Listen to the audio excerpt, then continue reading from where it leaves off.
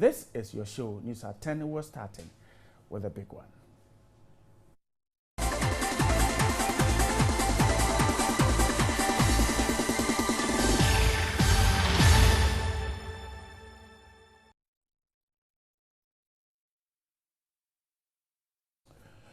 The government agreed to reduce the electricity tariffs from 59% to 45%. However, the two parties, government and organized labor, failed to reach agreement on the increases in water and the need to scrap the energy sector levy. The meeting between government and organized labor lasted over 3 hours. After the deliberations, government agreed to reduce the tariffs on electricity to 45% for consumers who consume up to 50 units of credit. Again, those within 61 to 300 units of power will be paying 50% instead of 59%.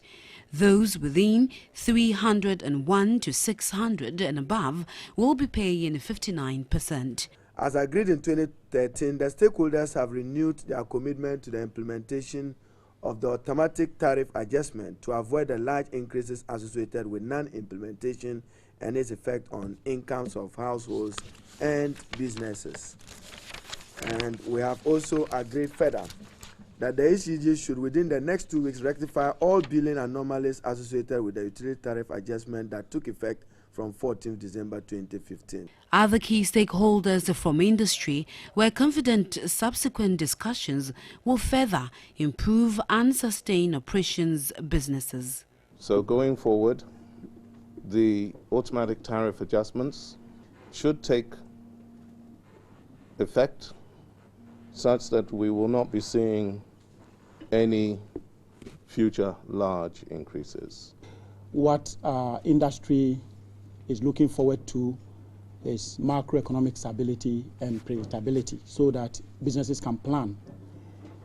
We believe that as we continue to create that enabling environment, it will help businesses to be able to expand, to retool, and also increase productivity. After the meeting, organized labor demonstrated that it was satisfied but indicated plans to continue negotiations on the water tariffs and the scrapping of the energy sector levy. Ideally, what we have done is what is covering ordinary people up to some level of what have you. The idea is to bring the relief to those who really need the relief. Otherwise, when you look at the graduated levels, it was quite higher in that level. Now, what we succeeded in doing is to bring 51 to 300 and then 0 to 50 as 45%. Right, and so we're making an arrangement to speak to organized labor and government on this particular agreement reached. But before that, let's stay with organized labor because the national leadership of the Industrial and Commercial Workers Union has dismissed reports the cocoa processing company has been totally shut down. The General Secretary of the union maintains the factory is undergoing routine maintenance, but added that those who were laid off or who have been asked to go home have received their redundancy packages. On Tuesday, January 26, 2 plants at the cocoa processing company were shut down. Management indicated it was to allow for routine maintenance work, though some workers of the company insisted the processing company had run out of cocoa beans. However, the General Secretary of the Industrial and Commercial Workers Union, Solomon Kote, says the CPC has not been totally shut down. In this case, those who have been asked to go, will they come back later? They've gone home, they'll be paid everything. There's nothing like a redundancy to get them out. Because you come to work and virtually the machine you work with, there's a routine maintenance going on it and you have nothing to do. So why do you take car, come and then go back? Well, the Valentine, I believe the management is very proactive. They have in stock what they will splash in the faces of Valentine Day. And therefore, Ghanaians in general and all those who come in and import from here should get ready. There's a lot of stock that will be put on the market.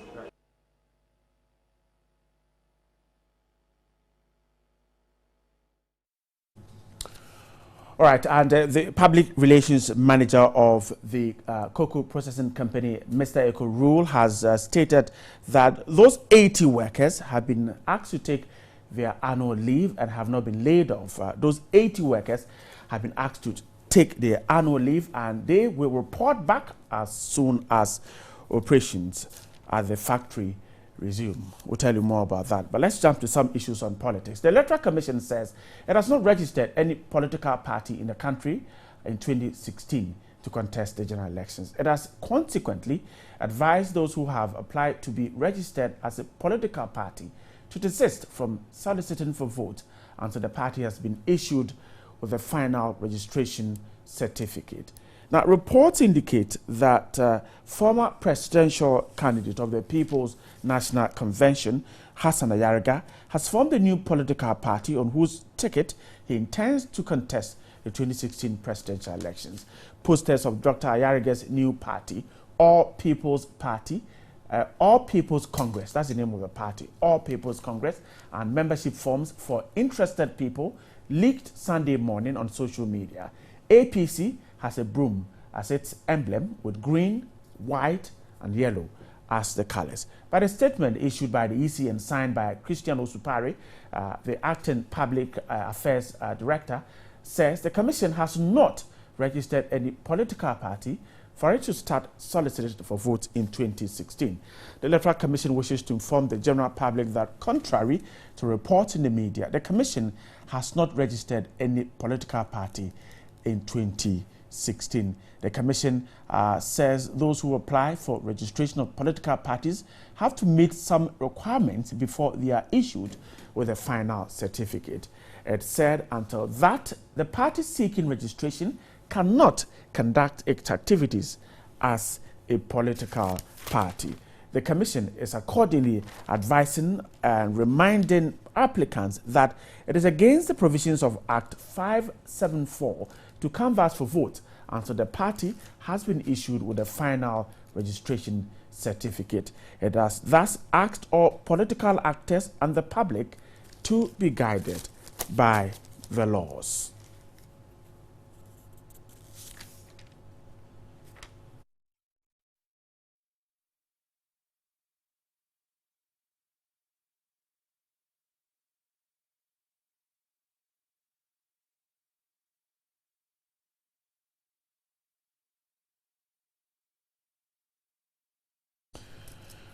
Right, let me take you back to my earlier story about organized labor and government. We're told that tariffs is gone down, particularly for electricity, has gone down from 59 plus to 45%. That's the agreement between organized labor and government. Let me speak to Dr. Justice Dufu Yankson. He is the Deputy General Secretary of the Ghana Medical Association and also a key member of organized labor. Dr. Yankson, grateful for your time tonight. Hello, Dr. Yankson. Hi, Mike. And grateful for your time tonight and Happy New Year. Thank you. Happy New Year, many happy returns. Great. So, 45%, that's what organized labor could fight for. Well, it depends on how you look at it. Like Oliver Twins, we always ask for more.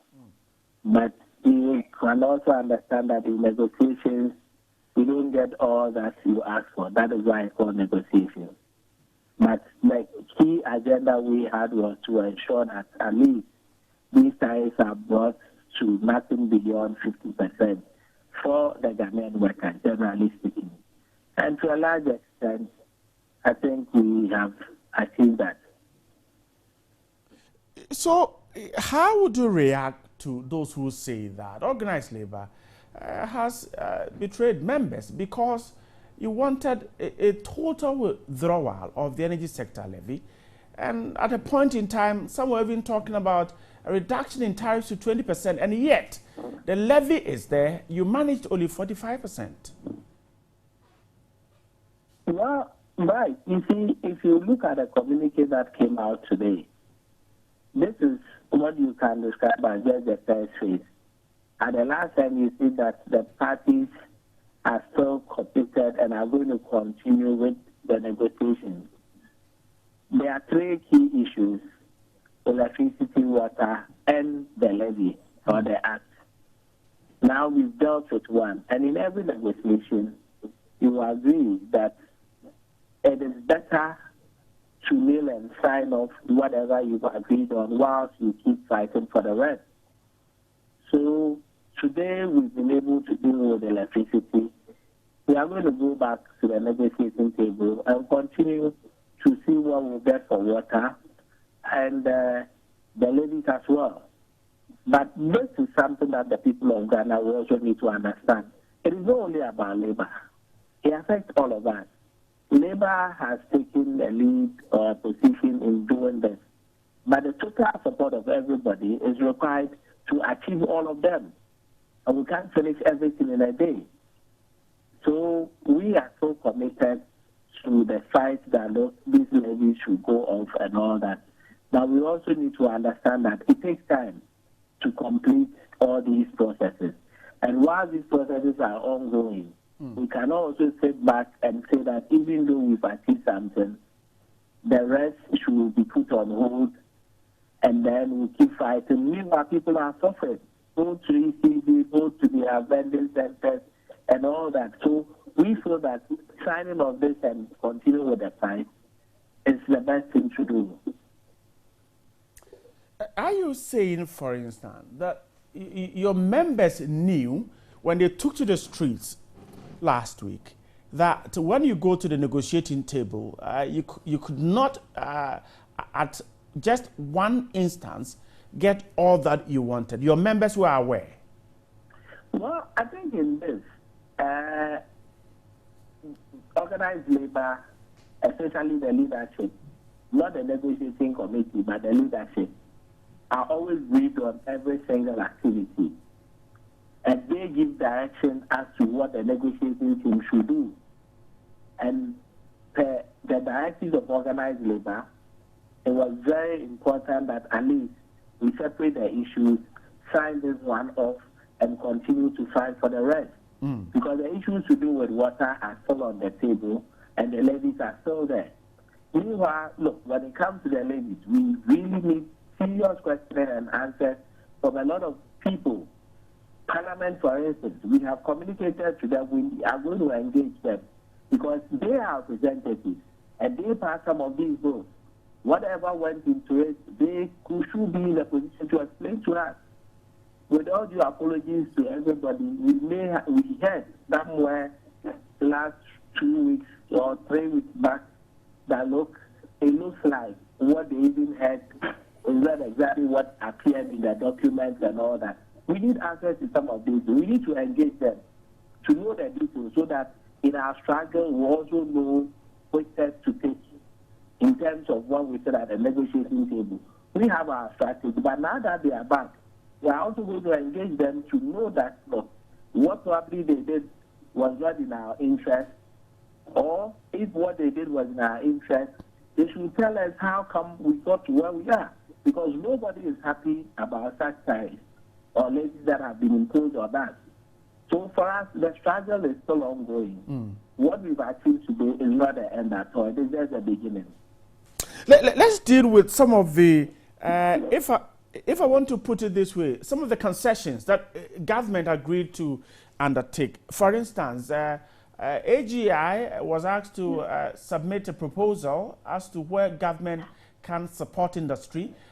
Some consumers who were told are below certain line of consumption would also get some benefit here and there. The concessions that government agreed to embark on, how beneficial will it be to the consumer that the organized labor was fighting for? Well, you see, in these negotiations, it was not only labor and government. The employers' association were there, i.e. the employers were there. Then, like you said, AGI, Association of Ghana Industry. So industry was there, employers were there, us as labor, we were there, and then government. and each group had a particular interest they wanted to protect. Generally speaking, we can say that for labor, we were thinking about the ordinary worker, the ordinary Ghanaian. Industry was also thinking about specific things that will help industry to grow and survive under these conditions. And that is why they submitted some proposals that are also going to be discussed further. So the negotiations are not over. But for us as labor, what we came today, we thought it was critical that, look, our people should get a release instantly. And that is why we fought to ensure that at least this get is signed off. Whatever gains that will come up as we discuss further or as we negotiate to industry, to employers, I'm sure all of them will also trickle down to us as consumers, because if industry gets a lot more relief and support and what have you that they are trying to fight for, what it will mean is that the extra cost will not be passed on to us as consumers of whatever they produce. So I think it's a collective thing we are all doing. Each sector is trying to look out for the best interest of the group that they represent. Dr. Yankson, I'm grateful for your time tonight. Dr. Justice Dufu Yankson is Deputy General Secretary of Ghana Medical Association, a member of Organized Labour, the key member of talking to me on what has just been agreed on between Organized Labour and government. 45% for electricity. Organized Labour says it will still continue to fight for the total withdrawal of the energy sector levy and perhaps a reduction in water tariffs.